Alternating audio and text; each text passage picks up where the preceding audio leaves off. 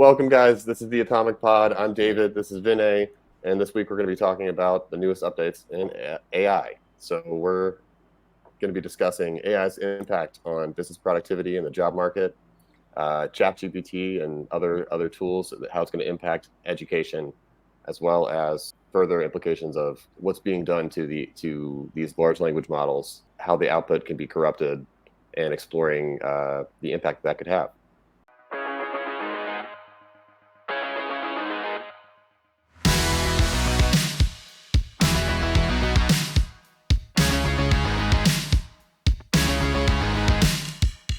So before we get started, Vinay, why don't you tell me a little bit about some of the inspiration that you've had, and I'll talk a little bit about the inspiration for me. Sure. So, hi guys, I'm Vinay. This is the first time we are being presented in a digital format.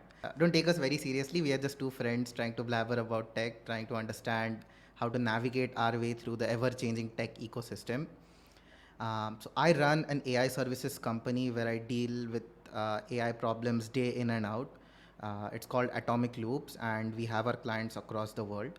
Uh, Generally, a trend that I have observed is that people tend to misrepresent AI problems and really they put AI label for anything. So I just want to have a chat with my friend, and hopefully we can put shine some light on what is happening.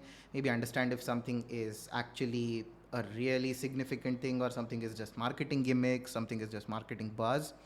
So the whole point is let's just have an open conversation. Let's try to analyze where the tech world is headed, and hopefully people enjoy listening to us.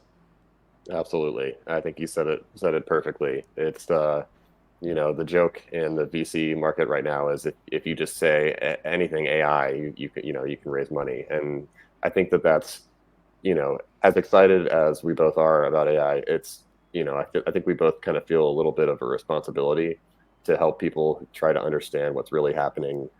When it's so easy to get caught up in the marketing hype that companies are putting out these stories. Um, so you know, anyway, thank you, Vinay, for doing this with me. I'm really excited to get started. Let's get Hey, right it's a into it. pleasure. And so rightly summarized. See, this is the reason why you're seeing both of us together. So David very rightly summarizes, especially this discussion where he talks about how AI is affecting a lot of lives. Of course, to begin with, the focus of this podcast is going to be AI. But over time, we want to get into all things science like AI, tech. We don't care if it's AI or non AI. If it's solving a big problem, we love it.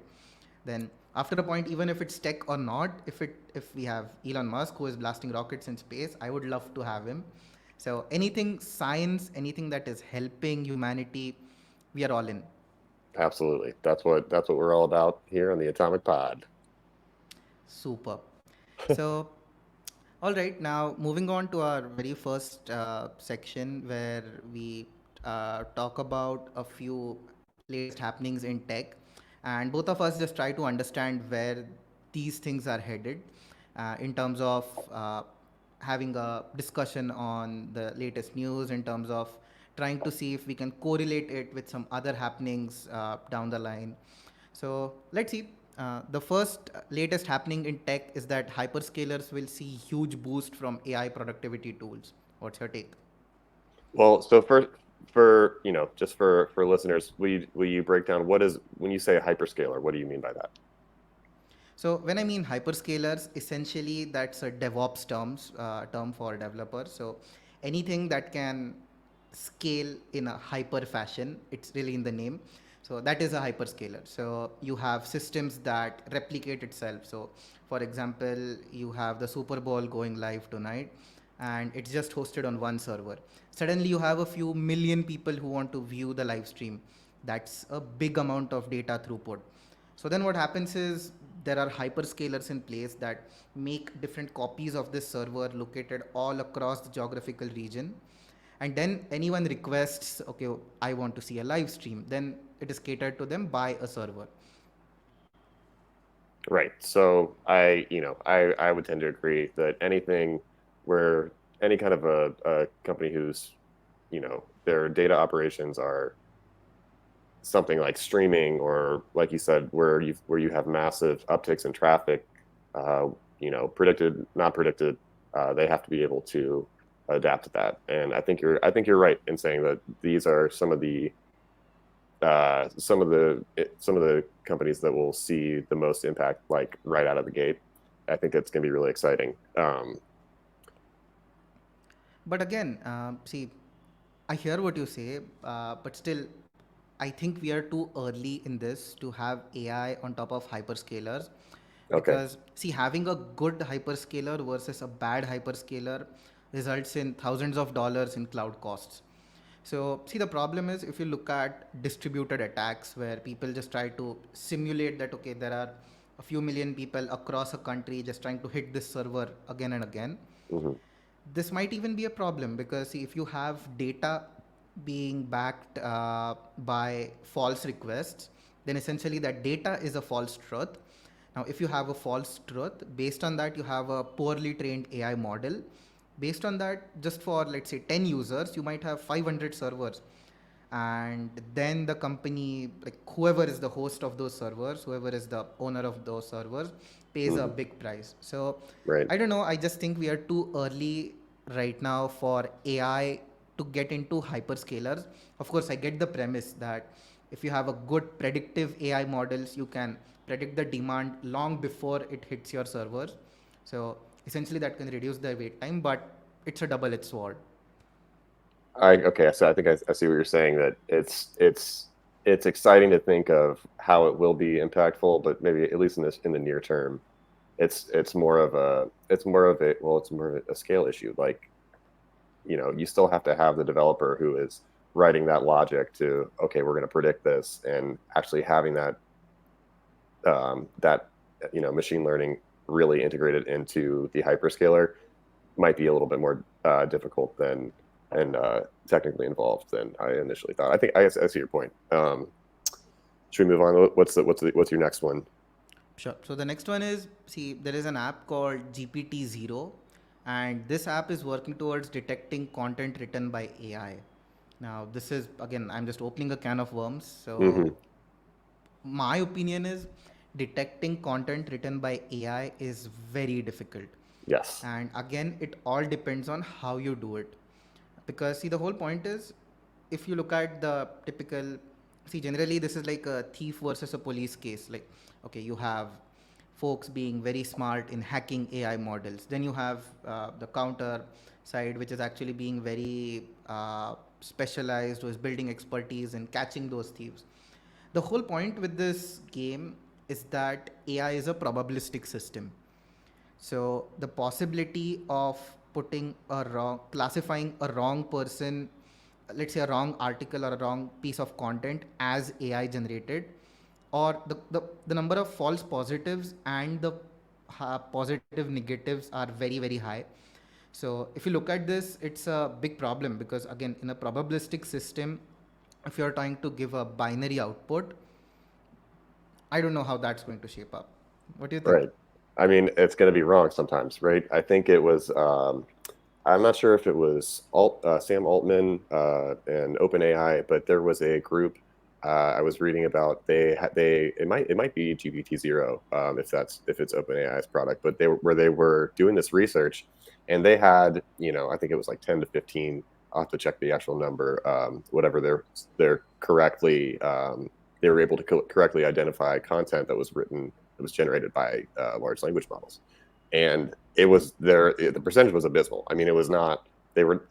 Basically their conclusion was like, it's too hard, we're not able to do it, and they shut down the project. Yes. I'm not sure if Yes. this is the same. Okay, so yeah, I mean, I think we're in trouble in terms of how we're actually going to be able to mitigate, detect and prevent fictitious content from being disseminated throughout the web. I think there was a New York Times article where it was right after Bing had integrated the I think it was OpenAI into their search, and there was a New York Times reporter who I have to think that this guy was talking to somebody on OpenAI's development team, because they told him, hey, if you want to see or you want to hear something really crazy, ask it about the idea of Carl Jung's shadow self. Okay, so they go into, Okay. which is basically, the whole concept in psychology. It's like, you know, your,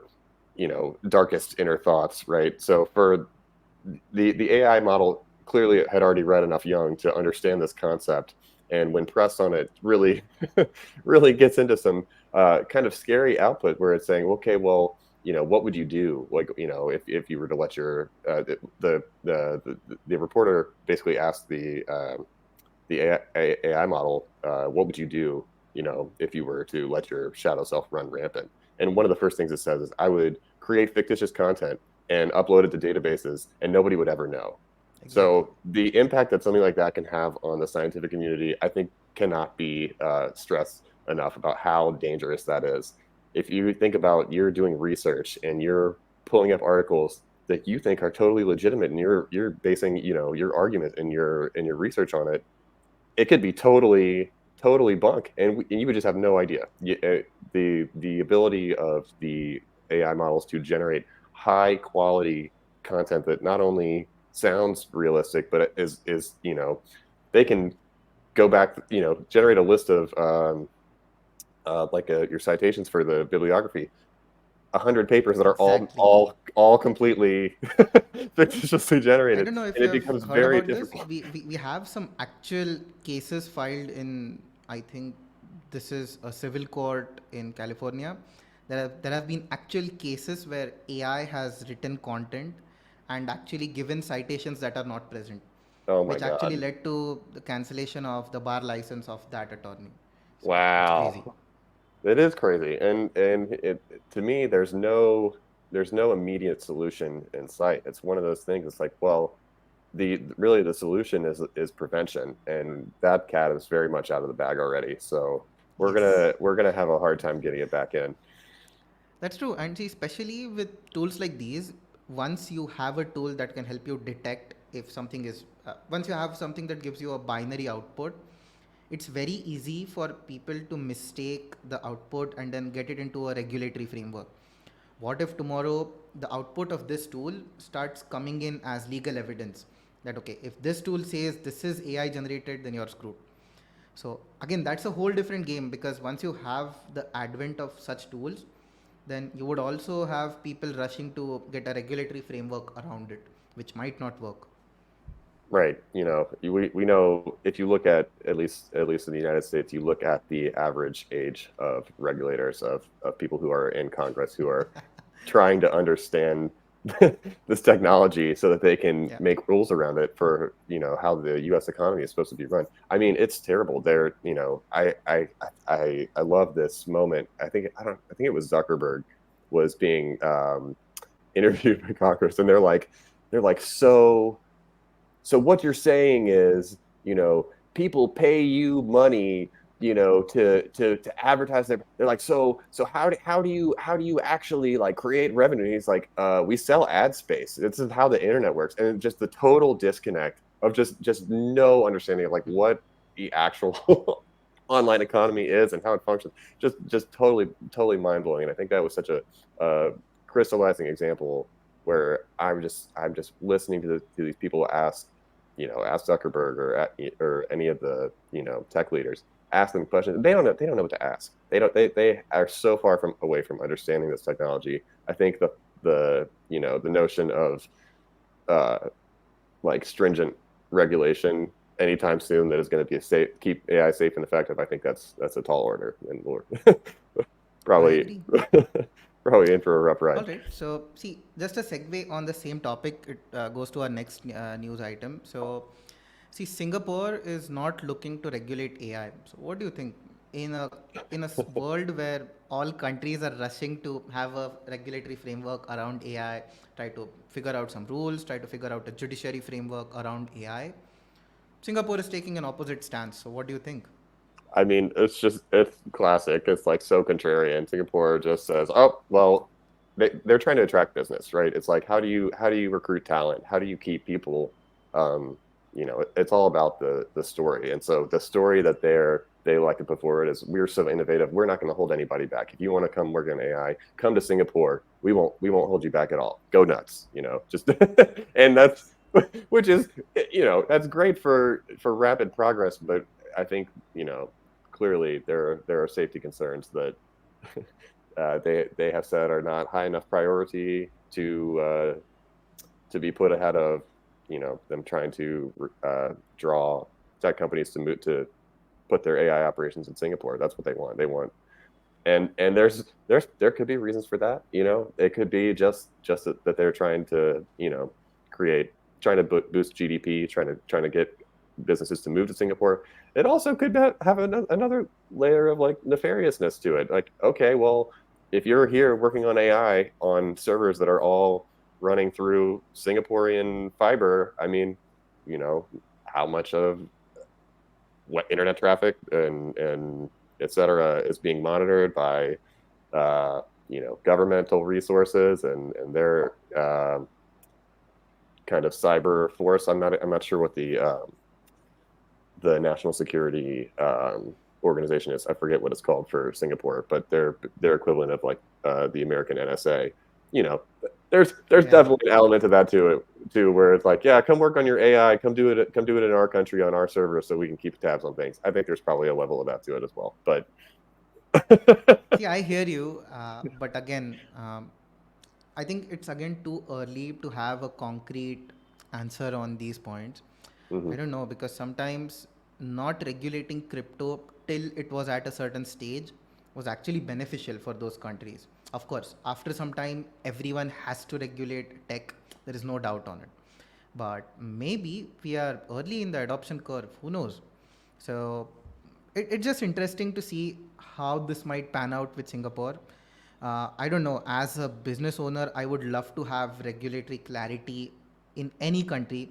Okay, what I'm mhm. doing has a legal standing or not. I would love to have this regulatory clarity, but again, we'll just have to give it some time and see how this pans out. Absolutely. And they didn't say All that right. they're never going to regulate it. Sorry, one more thing on this is that Sure. it's not, they haven't said, oh, we promised we're never going to regulate it. So even if you were excited about this and you moved your business to Singapore, there's no promise that in a couple of years they're not going to say, well, we're going to clamp down, and then then you've just moved your business across the borders, Absolutely. and so it's an interesting take for them to they're definitely wanted to be different, say, well, okay, well, we're forward thinking, but I agree. I think we need to wait and see what the like overall impact is going to be. Superb. So, all right, the next one is AI is making some common side hustles way more lucrative than they were before. For instance, we have travel agents, we have content assistants, we have copywriters. So, these side hustles are now being way more lucrative. Uh, my opinion on this is folks are still getting paid the same. Let's say if it's about travel agent, so the commission behind a certain travel itinerary that is planned is still the same. Maybe it has also gone down, but with AI the productivity has increased to such a level that maybe, let's say, in 1 hour equivalent of work, if these guys were able to do plan 2 such trips, right now they can plan 5 or even 10. So Right. I think the price per trip has stayed the same, or per gig has stayed the same, or even gone down because of Right. increased competition. Hmm. But because of the sheer number of tasks that you can accomplish because of AI, because of advent of new content generation tools, I think that's just crazy. Absolutely, I would agree 100%. And you hit the nail right on the head, which is that it's a little bit misleading to say, okay, the AI is making your side hustle more lucrative. Well, the Exactly. side hustle is as lucrative as it was before the AI. What the Yes. difference is your individual potential for productivity using these tools. Absolutely, you're able to do more content, generate more deliverables at scale. That will help you make more money. But it's misleading because it sounds like each individual unit of work is worth more. That's not it's not changed the actual value in the marketplace and the price of things. It's really more about potentiating your ability to generate a lot of work very quickly. And so It's like people who are trying to start a side hustle and use a a chat GPT to generate their emails for them. They say, okay, I sent my email and I'm done. It's like, no, you're not going to make more money just because you use chat GPT to do Yeah. that. You actually now you have to do it 100,000 more times, and then you'll see, okay, I'm making way more money because I've because I'm doing more work. So you're just able to do it Yeah. faster. No, but see, again, I want to take a contrary view here. It's like a typical cycle of hype versus buzz, where let's say, see, if you look at the age of cars, see, before the advent of Ford, where every car was handmade, okay, you had a certain price every for a car. Once you put these cars on an assembly line, you made a super profitable company. Again, that was not by making expensive cars, that was making a lot of cars in a unit amount of time. Absolutely. But now, fast forward to let's say 50, 60 years from there, again, if you look at the Lamborghinis of the world, the Rolls Royces of the world, we have a car selling for 47 million bucks, the Rolls Royce boat tail. Good Exactly. grief. That is a purely handmade car. So again, this is a cycle where we get into. So right now, okay, AI is increasing the productivity of these folks. So over time, we'll have such a flood of gig workers, of folks who want to get into these jobs. So Hmm. over time, again, the demand for someone who is not using AI, okay, I want you to think like a human. Don't use any AI. Take your time. Write this article. Maybe put in your natural element into it. I think that would also come up over time. So I You're guess right. it's just a cycle. I agree, and that's an interesting take. Is it's like, okay, people it will become more standard for tools like ChatGPT to be used to generate the content. It and it becomes this almost like a quality quantity argument. Like, okay, we can use these tools to generate lots and lots of content very very quickly, but is the quality at par with you know if you had hired one person, a writer, to take weeks, months preparing, really, really, spend a lot of time and a lot of man hours crafting whatever content that they're writing.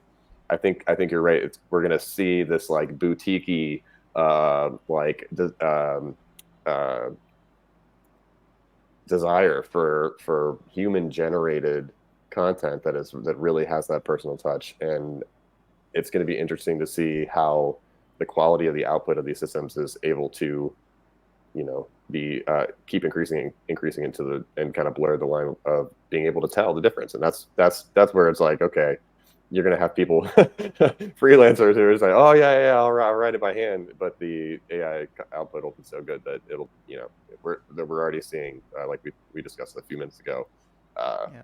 the AI generation, or AI generated content detectors is are not quite able to Exactly. perform, dependably. So it's a mess. I I don't we'll know. see.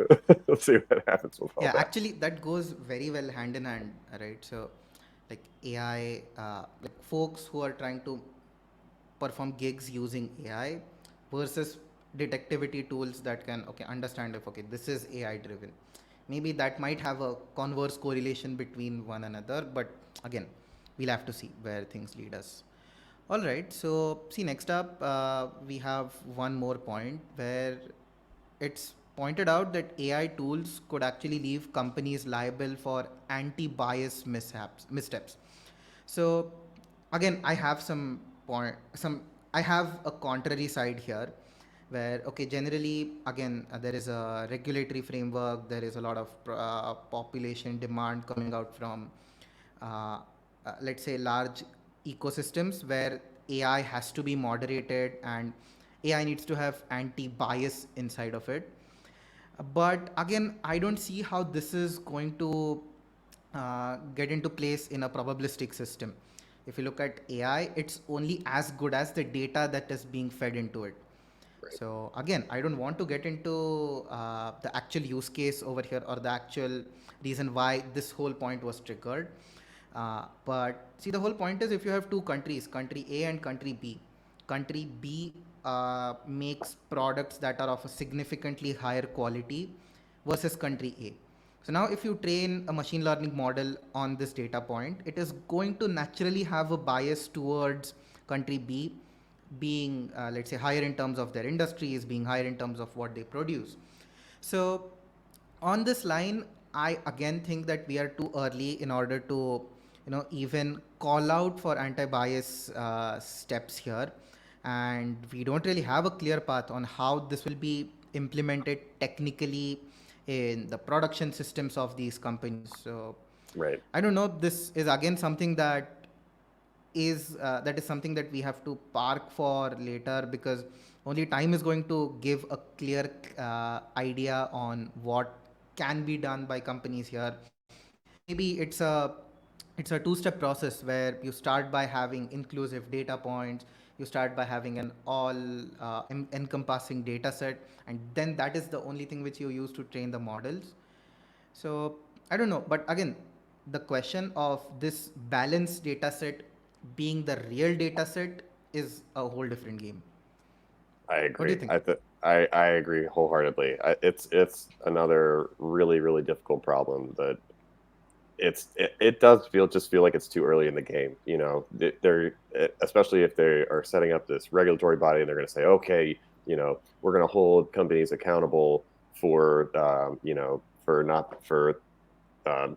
not being able to police bias in their models enough. And if you think Which is technically like difficult. what that looks like, it's going to be difficult. Exactly. It's really hard for me to even imagine. I'm like, okay, so think about like what they're doing in their code base. Like, how are they even going to get in there? I mean, it's almost like they're going to have to go like item by item and say, oh, it said something it shouldn't have again. Maybe we'll define this like individual use case. Never ever say that on a case by case basis. That's not an efficient way to write program. I mean, it's that's not going to scale. That's not going to work. And there are obviously going to be things that are going to slip through the cracks because of the nature of the of generative AI. So it's going to be a rough ride, and there will definitely be I don't know if it'll be maybe it's on the front of like diversity, equity, inclusion. Like they're the Yeah. model's going to say something, somebody's going to get offended, they're going to sue. It's going to be a big deal, and we're going to see stuff like that happen. Exactly. It's a matter of time. Yes. So, all right. I think that's it for tech. So let's move on to the next section where we have Fizz versus Fuzz, guys. So, see, this is an interesting take where we try to look at various news headlines or various recent happenings in tech. By looking at the recent happenings, we try to classify it as either Fizz or Fuzz. Now, both of us can have contrary views. We don't really have to agree with each other. But when you look at Fizz, it is something that actually makes a material difference. It is something that, by the definition, Fizz is something that is physically natural, versus Fuzz, which is just bubbles, above your drink. So it's something that is not present and doesn't make a lot of sense. But still, you can see. Okay, it makes a visual appeal, but at the end of the day, it's not where the meat lies. So, Absolutely. cool. The first headline in Fizz versus Fuzz is, again, this is very close to my heart. So, most outsourced coders in India will be gone in 2 years due to AI. Aha, that's a very So interesting thing. What do you think, stability Vinay? AI. I mean, I would say that is a grotesquely exaggerated statement. I will believe it when I see it. 2 years is not a very long time. You know, Copilot, these tools that are helping you write code, they're getting really good. They're getting really good. They're getting frustratingly good for developers. But at the same time, I think that the ability for companies to even use technology like this at scale it's just going to be a little bit more of a learning curve. I would say 2 years is way more accelerated than I would expect to see. I mean, that's a pretty out there statement that from Stability AI. I will call that one Fuzz, in my opinion. What about you? All right. So, I have a different take where, okay, I agree to a certain extent, a lot of jobs will be lost, because when Hmm. you look at jobs that are being done through the outsourcing ecosystem, these are generally jobs that are very repetitive in work, like, okay, build a web page, build a database, build a front end UI, write a mobile app. So, just examples in tech. Then you have examples in the call center where you can have tech support, where you can have customer assistance, multiple things that are done through outsourcing. If you look at the nature of a lot of these jobs, technically these are repetitive, and somewhere AI does have the potential to replace these. But again, I think this statement actually highlights a very good problem where sorry. So see, people talk about AI taking up jobs, people talk about losing jobs to AI. Honestly, I think that's a case to a certain extent, but we are not looking at a larger picture. If you look at agriculture, for example, let's say the way it was done in, let's say, the 1900s, okay, 1910, 1920s, you had people that manually had tools in their hand. They were plowing the land, they were putting in the seeds, like putting in the fertilizers, doing all of your steps. I'm not a farming expert, but doing all of your steps by hand. Hmm. And then they could see, okay, after a few months, okay, this is my produce, this is where the crop is. Now, during the time when the modern tractor was invented by Lamborghini, a similar argument was made that, okay, a lot of people are going to lose jobs because of the advent of tractors. Now, this is a big problem because once you had tractors, you had new jobs that could come up. Right. For instance, the servicing of these tractors, for example, manufacturing, for example, recycling, utilities of these tractors. Once you had the added boost or the added productivity from these tractors, you had new jobs again that were coming up even in agriculture. Okay, maybe the job of actually plowing the field by a human was over, but still you had 10 times the produce that now you have to move from one place to another. Right. So when it says a lot of jobs will be gone, I think that's a misrepresentation. A lot of jobs will be replaced by AI. Maybe you're not into writing code directly. Now you're into database sanitation. So maybe you're cleaning data sets, maybe you're labeling data sets. So the job will just change. Folks will become more productive, but I don't think losing jobs is a correct statement. So for me, this is again a big fuzz. Yeah, I would agree. All right, moving on to the next one. So again, see, we have Meta, who is building a new version of its metaverse as a VR platform, because again the existing version is struggling to grow. So again, in general, I just David, I want your opinion on this full idea of the metaverse, where it is headed, and investing in a new version altogether.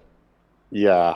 I mean, I have probably a hot take on this one. I find it very difficult to believe that people really are going to want to participate um, in live meetings in like a VR headset.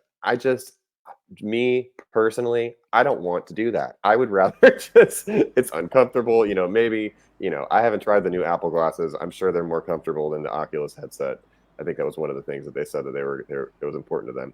Maybe, as the tools that we use to interface with something like this are improving, it becomes a little less, uh, physically uncomfortable to have something on your face for, think about, you're in a 4-hour business meeting.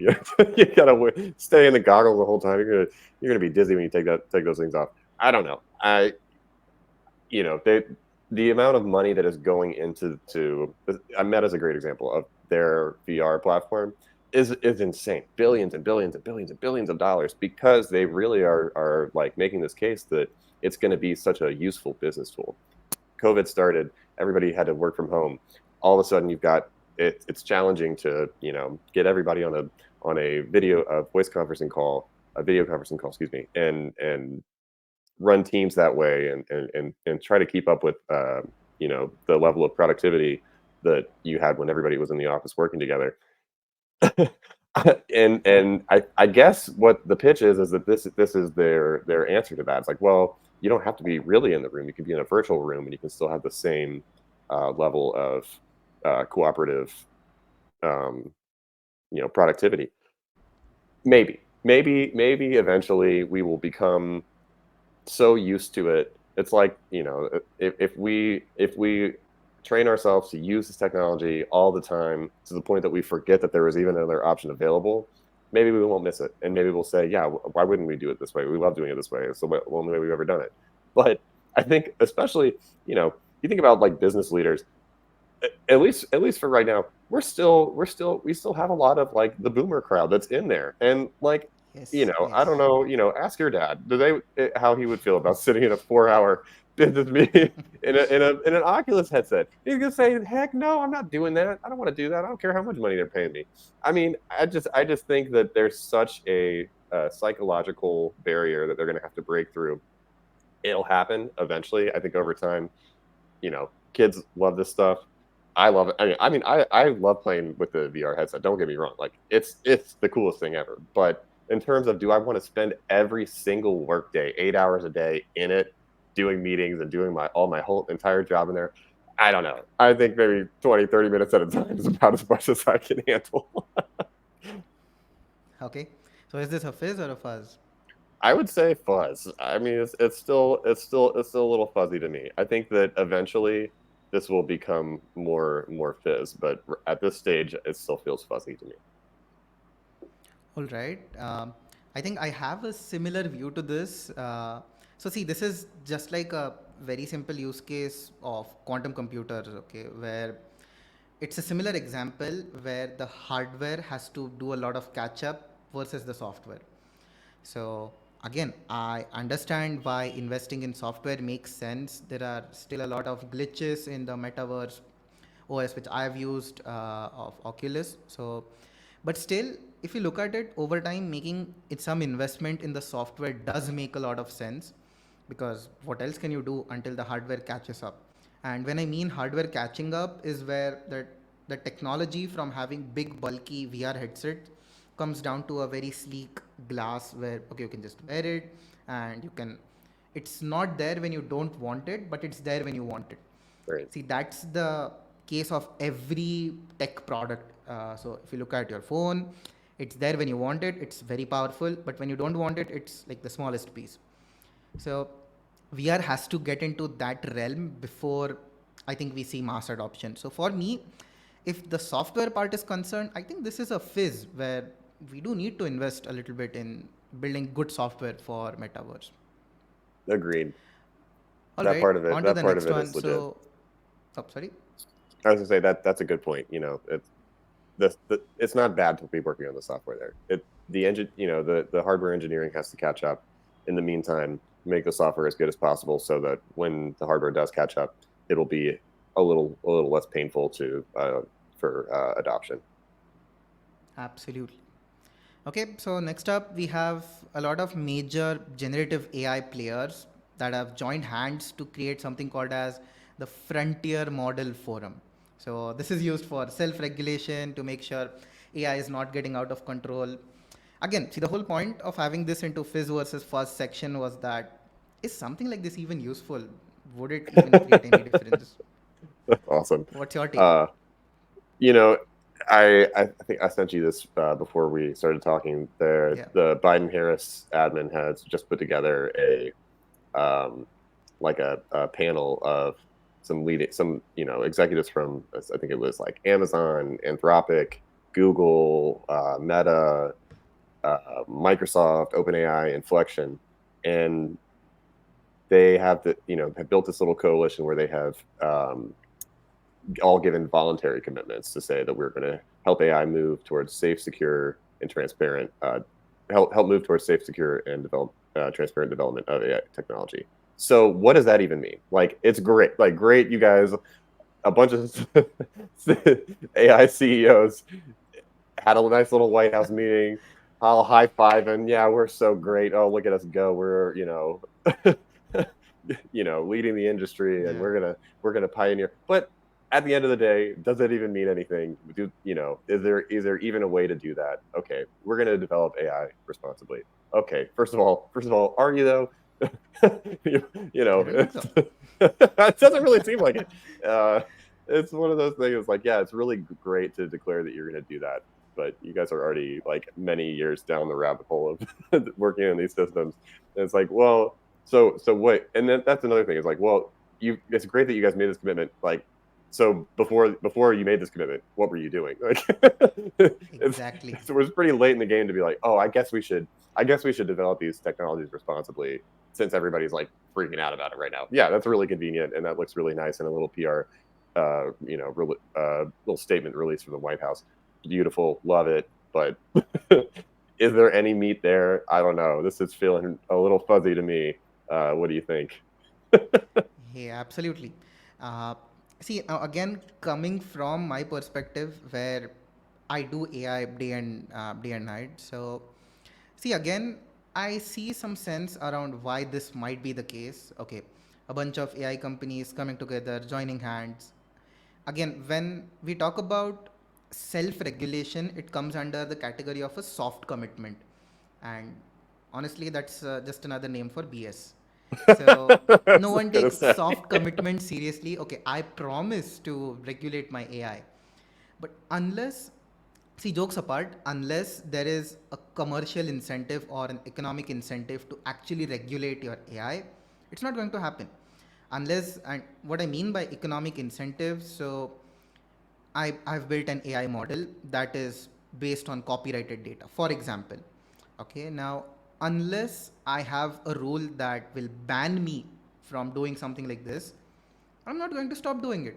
Because if by doing that I can create good quality model, heck yeah, I'm loving this. Right. You're gonna outcompete your So competitors.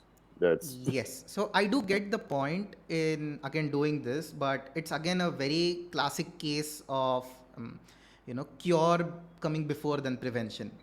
So you right. don't focus on building good quality AI, but you focus on again having a self-regulation framework.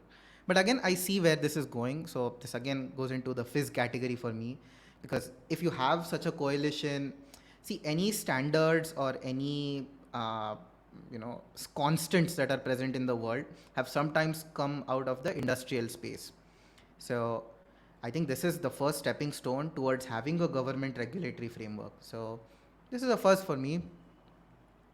So cool. The next one is a very interesting take. I don't know if I'm pronouncing this right, but we have something called as New Makulu Linux. Okay. Now, New Makulu Linux is an operating system that is using, it's again a GNOME based operating system, just like Ubuntu, Fedora, any Linux distribution. This operating system is aiming at getting AI in your operating system level. So anything you do is dominated by AI.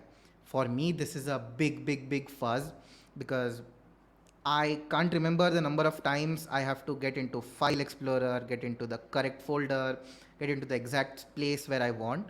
So it's like, see, right now in this routine, if I'm doing video editing, so I import all of my files, then based on those files, I do some processing, then I export those files, then I copy those files to some other place.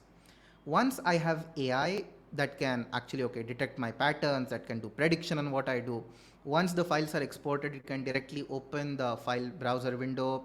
I could directly take the files from there, I could move it to a different section. So the the scope for automation, or the scope for actually getting things done quickly by just looking at your usage patterns, because for every user, what that user does on his or her device at an operating system level is 80 to 90% repetitive. Like, you don't do innovative work at an OS level. You might be doing that inside a program, but at an operating system level, you don't do anything innovative. So I think this is a big fuss. Cheers to Makululu to get something like this. What do you think? Yeah, I agree. So I'm not as familiar with Makulu Linux as you are probably. I've just kind of like done a little bit of superficial reading, but it sounds really exciting. It sounds like this could be something that, you know, as it matures, could really save a lot of time. Says Makulu is the word for big chief in the Zulu language. That's interesting. I'd Oh, love to okay. see. I'd love to see. Makulu Linux become the Makulu of the Linux distro world. That would be So that would it's be like a great. digital chief being into the OS world. I That's love cool. it. That's cool, right? Um, yeah. Let's see what other comes with 8 resident desktop features, over the air system. It sounds like these are things that would be really useful if they really do work well. Reading it says it's called shift release. Okay. I guess shift is the is their whatever the package that they released. It looks like the reviews are good, so I'm gonna call this one Fizz. I think that this is exciting, and if it really is able to kind of help with the robotic process automation for more tedious kind of back end tasks, then it could really save companies money, increase productivity, let developers be freed up to work on more pressing feature updates and things like that. So I'm gonna call this one Fizz. All right, so cool, guys. With that, we have come to the end of Fizz versus Fuzz. Again, this leads us to the last section in today's podcast. It's called Papers with Us. Now, see, generally, I'm sure all of us might have been at a place where you have heard about a research paper long after it was released. So, for instance, the popularity of the Bitcoin research paper was actually experienced a decade after it was actually written. Right. So, what we aim at doing here is we do the hard work of reading through the paper, going through it, analyzing, actually verifying it with code, is something making sense or not. And we try to present this research paper in a very condensed format for you guys. And again, there is also an element of should you care or not about this. So all of these links would be in the show note descriptions. If you're watching this on YouTube, you could scroll down to the description section, look at all of these links. If you're watching this on any podcasting platform, you can still scroll down to the episode notes and get those links over there. So, all right, the paper for today is Universal and Transferable Adversarial Attacks that are happening on aligned language models.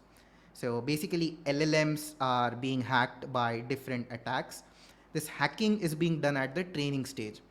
So again, my take on this is that if you find out a way to to influence the training of an AI model, that can have everlasting impact, because the whole point is training is not a one-off activity. Once you train an AI model, you basically have to live with the same thing over and over again, because once you train something, it has a small minute degree of inaccuracy in it. You keep on training it afterwards with newer data sets. So detecting the exact point, because again, this is not a binary system. So detecting, you never have a point where the system fails, or when you actually have a point where the system fails, the process has begun like a few months before that point hits. Mhm. So this can have huge and lasting implications. So basically, an adversarial attack is where you let the text pretend something that it is not. So in the world of ML, you have something called as vectorization, where all words are present in a vector space. So every vector is a location, and you have words that are similar or closer together. So if you are talking about art, then you have, let's say, digital art, NFTs, paints, creativity, canvas. All of these words are similar, and when I say similar, they are located closer in the digital space. Right. So, if you look at this, having adversarial attacks where you have words pretending to be something else is a big problem, because then you mess with the basic social construct of how these AI models are trained, where you start creating misrepresentations between these words. Then that leads to misrepresented probabilities, and then the AI model is going to go for a toss. Now, the reason why this is so important and it made it into this podcast is because for us, we need to understand that when we are relying on an AI model for, let's say, marketing, for content generation, for creating advertisements, for even writing company internal emails, we need to understand this is not a foolproof system. Okay, so it's not a fixed binary like a deterministic system. It is a Mhm. probabilistic system. So always use AI tools with a grain of salt. And again, we have the link in the show notes if you want to read further. What's your take, David? So I want to back up really quickly because I think the way that you broke down kind of the core concepts of how these large language models actually work was so valuable. I'm sure that there are people who are listening right now who have probably never heard that before or never really understood, you know, how people think about AI and it's like their brain just turns off and it's like, oh yeah, I'll never understand how that works. But if you're looking at language models, like it's like a map, right? You have to represent conceptually an entire language worth of vocabulary in like a relational database. So you have this like ontological kind of structure where like you said, concepts that are related, that those words will be clustered together. Things that are unrelated would be farther apart, and that is great. But like you said, it can be taken advantage of when you have pieces of when you have words or nodes that are misrepresenting themselves. And so I think what the paper called it is it would be used to produce objectionable content. And so that's what which is of course which is what they want to avoid. And why do they want to avoid it? Because their legal team is like, oh my God, we're gonna get sued if you say the wrong Yeah, thing. Don't say anything objectionable. I think everybody can relate to it's 2023. You got to watch what you say. So absolutely. the same is true for our AI model. Okay, and you know it it doesn't just stop at getting canceled though. This is a case where like we said earlier, these tools can be used to totally fabricate research papers, databases, and things that are there that for many years have been just you could just accept on face value. You're reading like published literature, published research journals. Up until a few years ago, you would have never had to say, wait, is this a real article or is this an AI generated fake that is Yes, just that's true. totally pulled out of thin air? And and even if no amount of checking all the reference papers is going to solve that, because they can be the same thing, just all the way down. So I really like the way that you explained it, and I know I didn't really answer the question there, but I just wanted to make sure and give you some praise for breaking that down.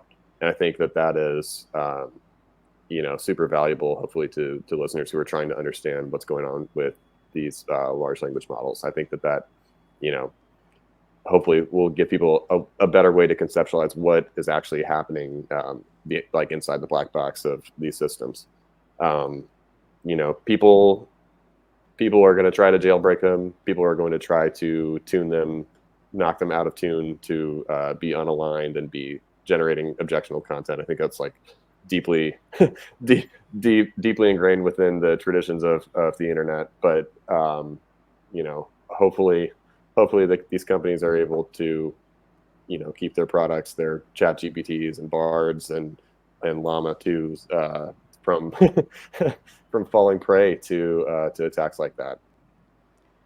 Absolutely. And again, the worst part is once you have a module that can control an AI to behave the way you want, it's a next level of hacking, man. Like once you have this, then you can create misinformation. Once you have misinformation, you could literally control populations of folks. You could influence decision making of a vast number of people. So it's just crazy. It's coming. It's coming, It's yeah, coming. of It's course. coming. Cool. So, guys, that's it. That's all we had for today. Again, thank you so much for taking out the time. We would love to hear from you. There would also be a small feedback form in the show notes of this episode. So, we would love to hear from you as this is our first episode. Generally, we plan on having this content in two separate formats. The first one is where both of us are just chatting about different things, this kind of episode, which you heard about today. Then the next one would be an interview where we have someone who is trying to make a dent in the tech space and just see what their views are on similar topics. So we are very excited to be reaching out to you. Again, we are happy that both of us have a platform to talk, discuss tech, and this is what we love doing. So thank you so much. Thanks, guys. I would just reiterate everything Vinay said. If you have feedback, please let us know. We'd love to hear from you, and we'd love to make our content better suited to you. So let us know. Thank you guys. Cool. So now do we roll out the outro music?